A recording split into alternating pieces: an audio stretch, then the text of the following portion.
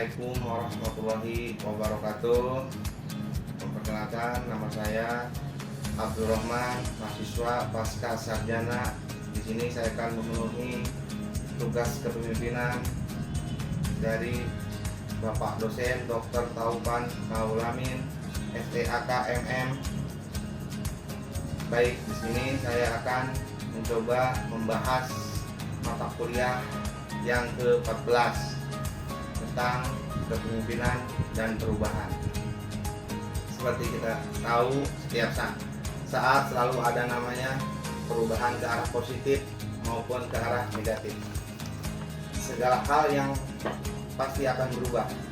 Begitupun dengan kepemimpinan pasti akan terus mengikuti yang namanya perubahan, baik dari cara kepemimpinan hingga yang lain. Gaya kepemimpinan di berbagai peradaban pasti akan terus berubah.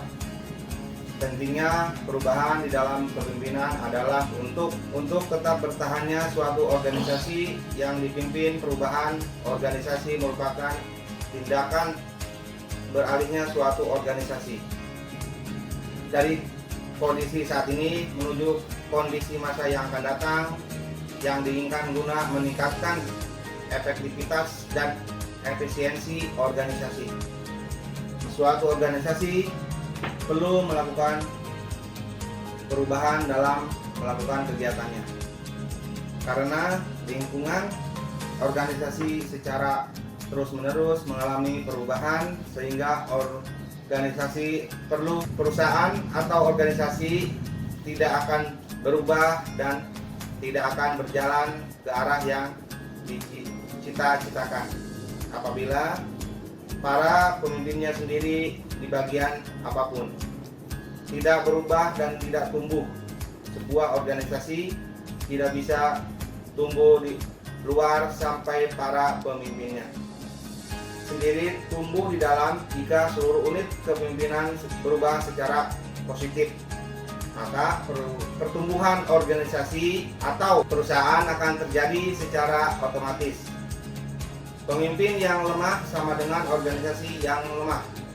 Pemimpin yang kuat sama dengan organisasi yang kuat. Segala-galanya akan naik atau turun sesuai dengan kekuatan kepemimpinan.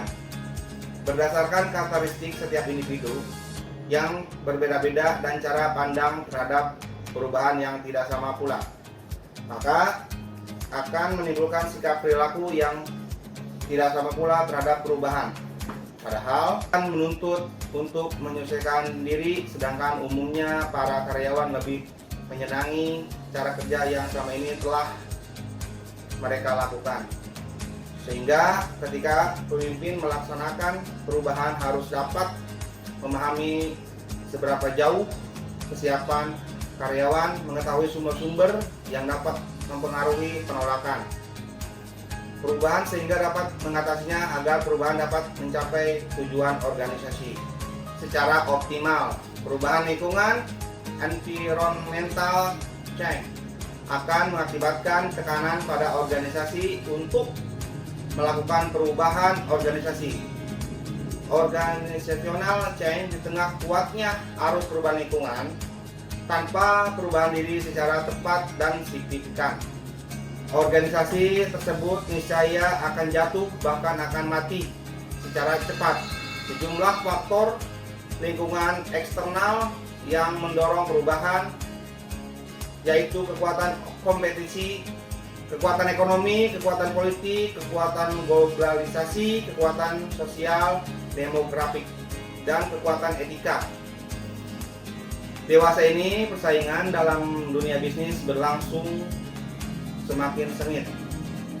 Dinamika ekonomi dan politik nasional, regional maupun global bergerak sangat fluktuatif.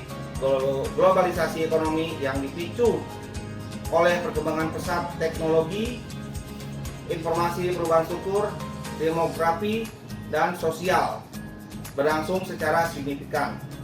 Sementara pada lingkungan internal organisasi, perubahan-perubahan yang terjadi pada nilai-nilai etos kerja, kompetensi maupun aspirasi karyawan juga mengharuskan respon organisasional yang tepat. Maka tingginya tingkat pendidikan rata-rata karyawan dan tuntutan mereka dalam bekerja. Mereka pada umumnya mengharapkan perlakuan kerja yang lebih manusiawi, peluang aktualisasi diri yang lebih besar, suasana kerja yang lebih menyenangkan, cara kerja yang lebih baik, lebih fleksibel, pemberian reward yang lebih adil dan lebih motivatif, kesempatan karir yang lebih terbuka, dan sebagainya. Sekian dari saya, kurang lebihnya saya mohon maaf. Wassalamualaikum warahmatullahi wabarakatuh.